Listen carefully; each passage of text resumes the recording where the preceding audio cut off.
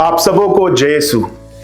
आज हम चालीसा काल के चौथे रविवार में प्रवेश कर चुके हैं। आज का रविवार आनंद का रविवार कहलाता है।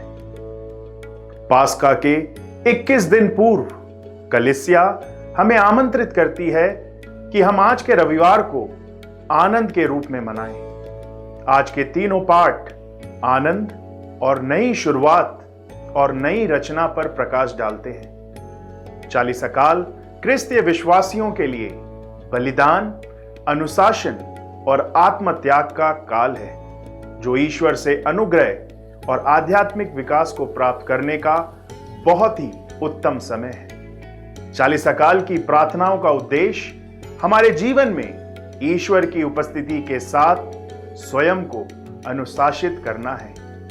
राख बुधवार के दिन हमने आशा के तीर्थ यात्री के रूप में चालीसा काल की यात्रा प्रारंभ की और सामुदायिक और व्यक्तिगत दोनों माध्यमों से पश्चाताप और प्रार्थना पर ध्यान केंद्रित किया।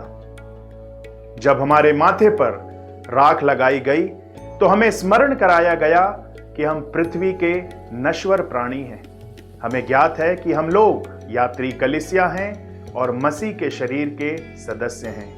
हम जैसे ही चालीसा काल के पवित्र काल में अग्रसर हो रहे हैं, हम विश्वास, पश्चाताप और नवीनीकरण की यात्रा पर बल दें। पापा फ्रांसिस हमें अपने चालीसा काल के संदेश में याद दिलाते हैं कि हम सभी आशा के तीर्थ यात्री हैं, जिन्हें ईश्वर की दया और प्रेम द्वारा निर्देशित और विश्वास में एक साथ चलने के लिए बुलाया गया है। आइए हम 3 प्रमुख निमंत्रणों पर विचार करें। पहला, विश्वास में यात्रा करना। निर्गमन ग्रंथ में इजरायलियों की तरह हम सभी पाप से मुक्ति के मार्ग पर हैं।